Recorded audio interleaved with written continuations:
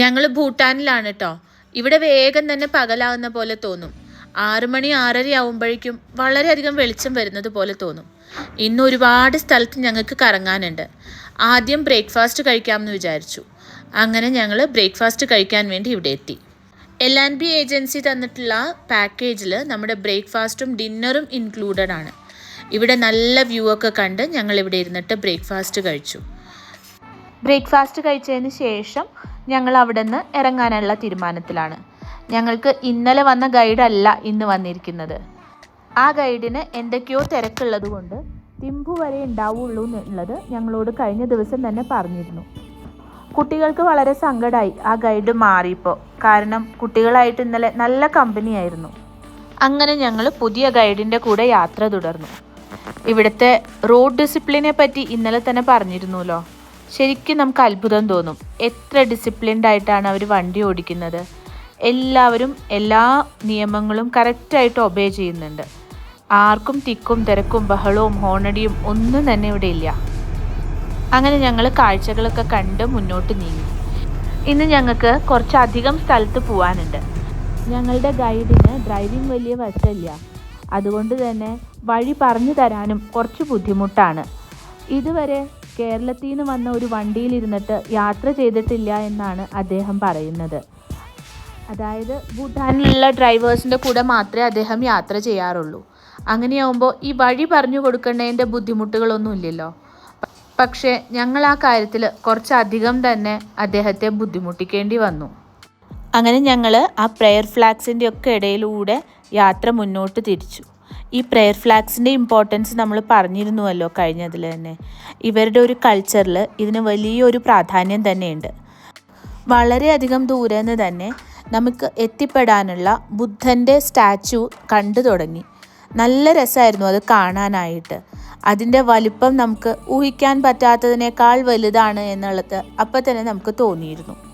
അങ്ങനെ ഞങ്ങൾ അവിടെ എത്തി, വണ്ടിയൊക്കെ പാർക്ക് ചെയ്തു. അതിനുശേഷം ഉള്ളിലേക്ക് കടക്കാനായിട്ട് മുന്നോട്ട് നീങ്ങി. ഇവിടെ എൻട്രി ഫീസ് ഉണ്ട്.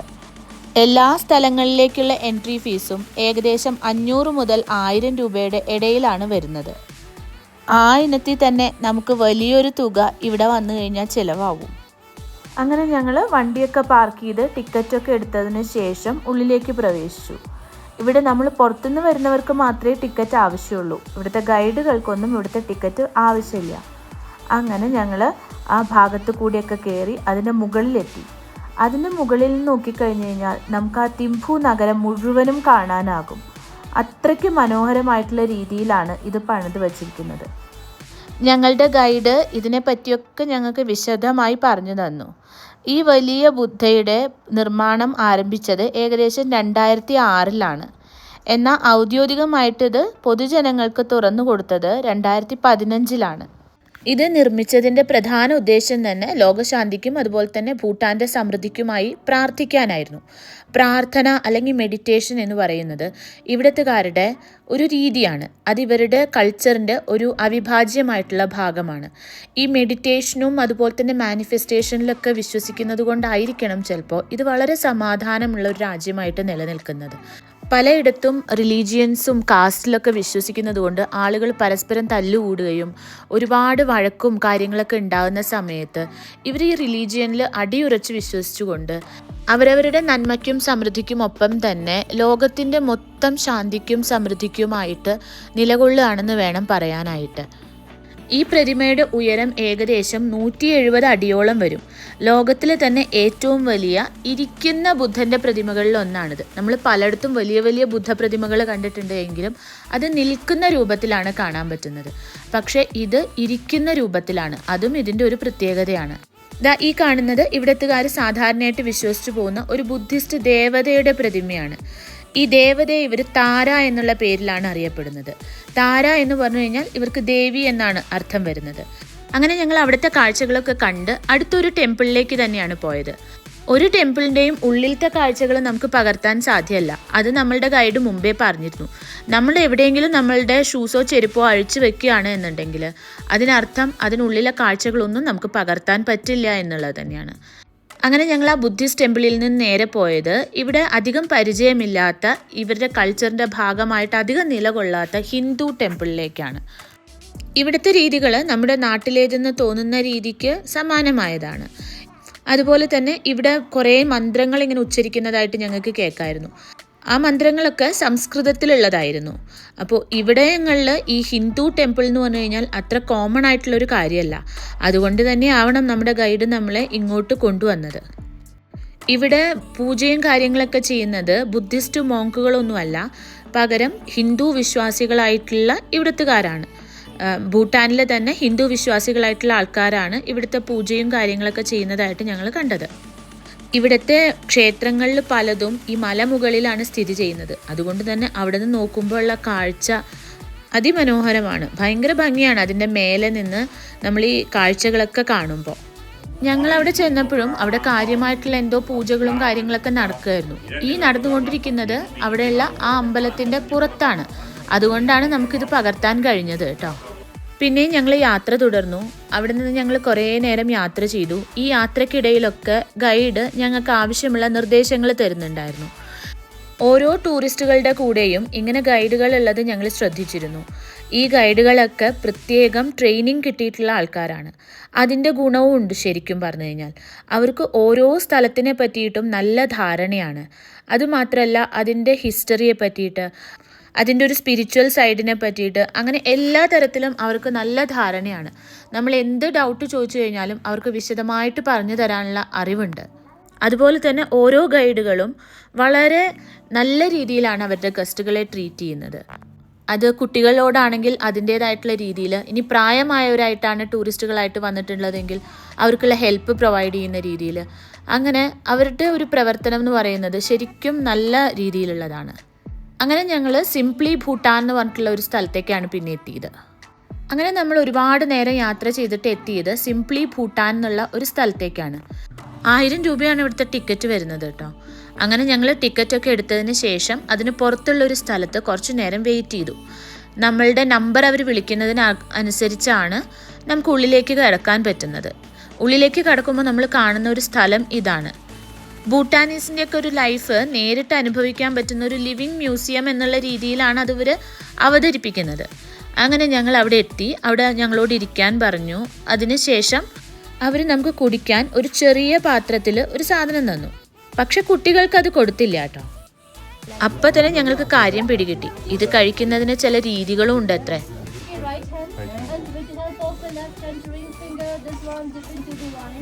And then sprinkle in the air for 3 times saying she. Yeah, so she when you have it, and we're offering this to our local deities and to our ancestors. Yeah, you can drink now. Okay. എന്താല്ലേ, ഭൂട്ടാനിലെയും ഇന്ത്യയിലെയും ഒക്കെ ഈ ആചാരങ്ങൾ വരെ ഒരേപോലെ നിലനിൽക്കുന്നു എന്ന് പറയുന്നത്. അങ്ങനെ ഞങ്ങൾ അതൊക്കെ കുടിച്ചു. വലിയ കുഴപ്പമൊന്നും തോന്നിയില്ല. വേണ്ടവർക്ക് അവർ പിന്നെയും തരുന്നുണ്ടായിരുന്നു. അങ്ങനെ അവിടുന്ന് ഞങ്ങളെ അവർ വേറൊരു സ്ഥലത്തേക്കാണ് കൂട്ടിക്കൊണ്ടു പോയത്. അവിടെ ഈ വില്ലേജേഴ്സ് വീട് പണിയുമ്പോൾ അതൊരു കൂട്ടായ പ്രവർത്തനമാണ്. അതിനിടയിൽ ഒരു പാട്ട് അവർ സ്ഥിരമായിട്ട് പാടാറുണ്ട്. അത് ഞങ്ങളെ കാണും.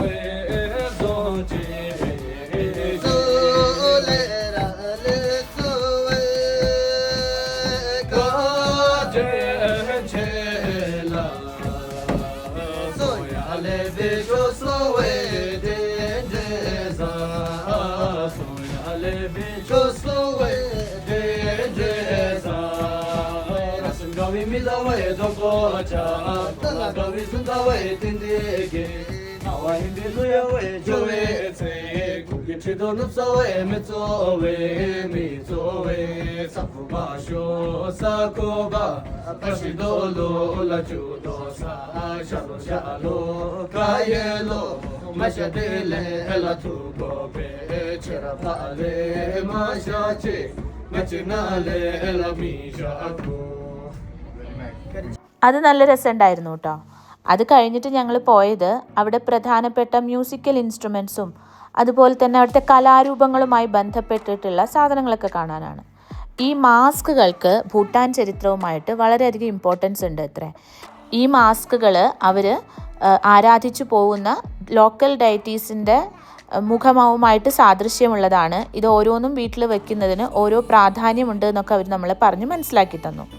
പിന്നെ ഇവർ വേറൊരു കാര്യം എക്സ്പ്ലെയിൻ ചെയ്തു തന്നു. ഈ ഭൂട്ടാൻ കൾച്ചറിൽ പുരുഷലിംഗം അല്ലെങ്കിൽ ഫാലസ് സിംബൽ എന്ന് പറയുന്നതിന് വളരെയധികം ഇമ്പോർട്ടൻസ് ഉണ്ട് അത്രേ. ഭൂട്ടാനിൽ ഇത് ഫെർട്ടിലിറ്റിയുടെയും പ്രൊട്ടക്ഷൻ്റെയും അതുപോലെ തന്നെ ഗുഡ് ലക്കിൻ്റെയും ഒക്കെ ഒരു പ്രതീകമായിട്ടാണ് ഇവർ കാണുന്നത് എന്ന് അവർ പറഞ്ഞു തന്നു. പിന്നെ അവർ എക്സ്പ്ലെയിൻ ചെയ്ത് തന്നത് ഒരു സാധാരണക്കാരുടെ അടുക്കളയിൽ അവർ ഉപയോഗിച്ചിരുന്ന പണ്ടത്തെ രീതിയിലുള്ള പാത്രങ്ങളും കാര്യങ്ങളൊക്കെയാണ്.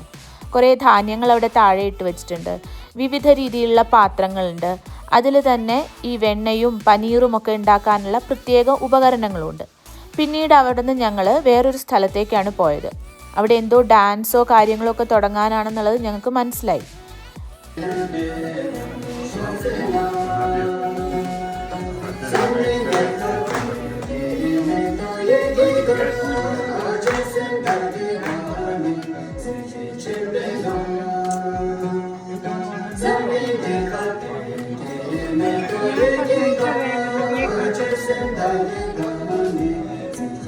പിന്നീട് അവർ ഞങ്ങൾക്ക് വീണ്ടും കുടിക്കാനായിട്ടൊരു സാധനം തന്നു.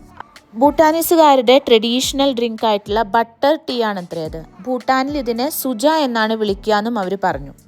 നമുക്ക് ബട്ടർ എന്ന് കേൾക്കുമ്പോൾ പശുവിൻ്റെയൊക്കെ ബട്ടർ അല്ലേ ഓർമ്മ വരിക. പക്ഷെ ഇത് യോക്കിൻ്റെ ബട്ടർ ചേർത്തിട്ടാണ് ഉണ്ടാക്കിയിരിക്കുന്നത്. അതിൻ്റെ കൂടെ തന്നെ അവിടുന്ന് കുറച്ച് അരിമണി വറുത്തതും കൂടെ തന്നു. എന്നിട്ട് അവർ നമ്മളോട് പറഞ്ഞു ഈ അരിമണി ഈ ടീയിലിട്ടിട്ടാണ് സാധാരണയായിട്ട് കുടിക്കുക എന്നുള്ളത്. പണ്ട് എപ്പോഴോ ചെറുതായിരുന്നപ്പോൾ ഈ കട്ടൻ ചായയിൽ അരിമണിയിട്ട് കഴിച്ചിട്ടുണ്ട്. അതിൻ്റെ സാധാരണ ഓർമ്മ വന്നത്. ഇതിനെയൊക്കെ ആൾക്കാർ എത്ര നല്ല രീതിയിലാണ് മാർക്കറ്റ് ചെയ്യുന്നതെന്ന് ആലോചിച്ചപ്പോൾ അത്ഭുതം തോന്നി. അത് കഴിഞ്ഞിട്ട് അവർ ഒരു മഞ്ഞ നിറത്തിലുള്ള റൈസ് ഞങ്ങൾക്ക് കൊണ്ടുവന്നു. അത് നല്ല മധുരമായിരുന്നു. കുട്ടികൾക്കൊക്കെ നല്ല ഇഷ്ടമായി അത്. ഇതൊക്കെ ഞങ്ങൾ കഴിച്ചുകൊണ്ടിരിക്കുമ്പോഴും അവിടെ ഡാൻസ് ഗംഭീരമായിട്ട് നടക്കുകയായിരുന്നു കേട്ടോ. വളരെ സ്ലോ മൂവ്മെൻറ്റ്സ് ആണ് ഇവരുടെ ഡാൻസിനുള്ളത്. ഞങ്ങൾ ഇതൊക്കെ ആസ്വദിച്ച് ഇത് കഴിച്ചുകൊണ്ടിരുന്നു. പിന്നെ കൂട്ട ഡാൻസ് ആയിരുന്നു. അവർ നമ്മളെയും ഡാൻസ് ചെയ്യാനായിട്ട് നിർബന്ധിച്ച് വിളിച്ചു.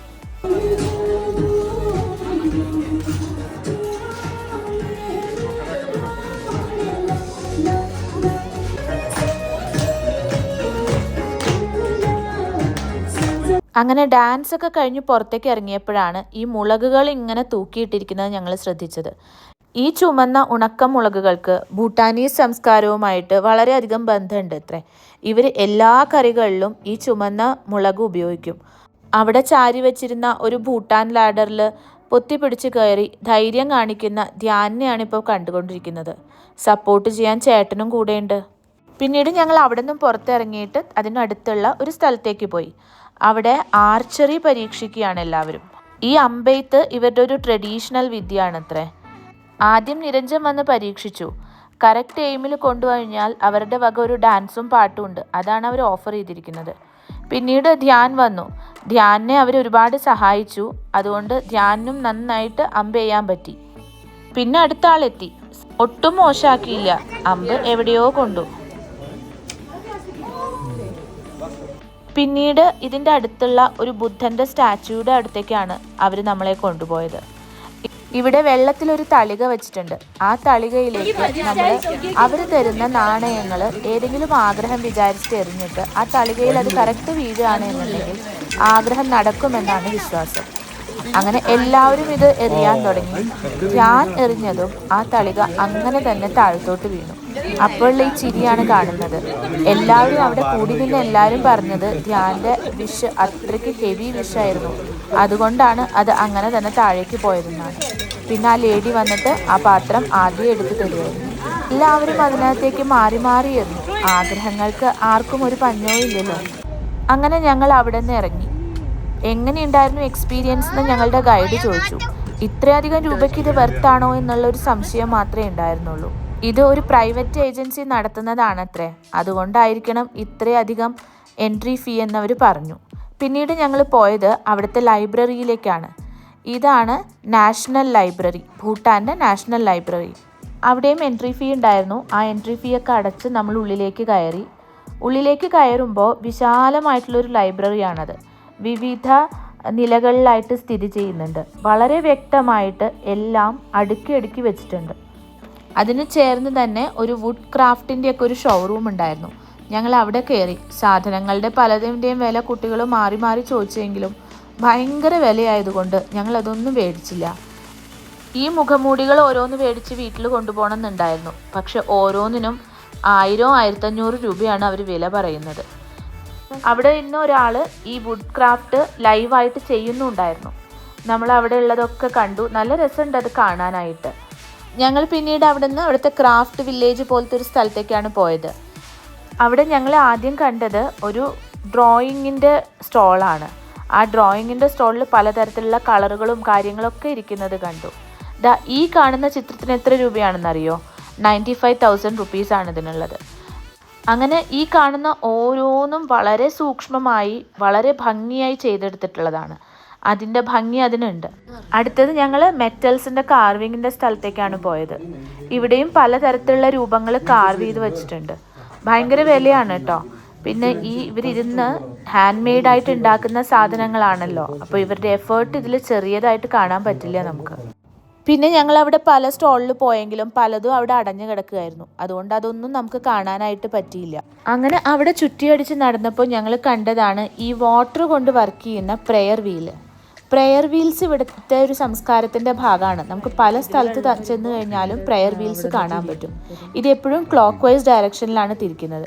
നമ്മളിപ്പോൾ കണ്ട പ്രെയർ വീൽസ് വാട്ടറിൻ്റെ ഹെൽപ്പോടു കൂടി പ്രവർത്തിക്കുന്നതാണ്. പിന്നീട് ഞങ്ങൾ അവിടുന്ന് പോയത് ഭക്ഷണം കഴിക്കാനാണ്. തനത് സ്റ്റൈലുള്ളൊരു ഭൂട്ടാനീസ് ഫുഡ്. ഇവിടെ കണ്ട ഈ പാത്രങ്ങൾ ഞങ്ങൾക്ക് കൗതുകം ഉണ്ടാക്കി. ഇത്തരം പാത്രങ്ങളെ ഇവിടെ കപ്പിൾ ബൗൾസ് എന്നാണ് പറയുന്നത്. ഈ ബൗളിൽ മേലെ ഭാഗം കുടുംബത്തിലെ ആണുങ്ങൾക്ക് ഭക്ഷണം കഴിക്കാൻ വേണ്ടിയിട്ടും കീഴ്ഭാഗം കുടുംബത്തിലെ സ്ത്രീകൾക്ക് ഭക്ഷണം കഴിക്കാൻ വേണ്ടിയിട്ടുമാണ് അവർ ഉപയോഗിക്കുക അത്ര. പിന്നെയും വന്നു കട്ടൻ ചായയും അരി വറുത്തതും.